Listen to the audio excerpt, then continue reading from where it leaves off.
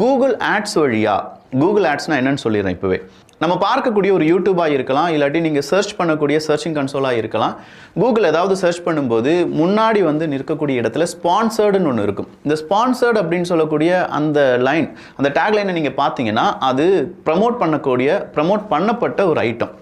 So ஒரு video நீங்கள் பார்க்குறதுக்கு முன்னாடி இன்னொரு வீடியோ ஒளிபரப்பாகுது அப்படின்னா அது ஸ்பான்சர்டு வீடியோவாக இருக்கும். அதாவது பணம் கொடுத்து, கோடிக்கணக்கில் பணம் கொடுத்து, இல்லாட்டி லட்சக்கணக்கில் பணம் கொடுத்து, தமிழ்நாட்டில் சென்னை மக்களுக்கு மட்டும் இதை பார்க்க வேண்டும் அப்படின்னு சொல்கிற அந்த கண்டிஷன்லாம் போட்ட உடனே கூகுள் என்ன செய்வாங்க, எந்த அட்வர்டைஸ்வர் இப்படி ஒரு அட்வர்டைஸ்மெண்ட் கொடுக்குறாங்களோ அதை வாங்கிக்கிட்டு, அந்த பணத்தையும் வாங்கிக்கிட்டு டார்கெட்டட் ஆடியன்ஸாக சென்னை மக்களை தேர்ந்தெடுத்து அவங்க வீடியோ பார்ப்பதற்கு முன்னாடி இதை அட்வர்டைஸ்மெண்ட்டாக காண்பிப்பார்கள்.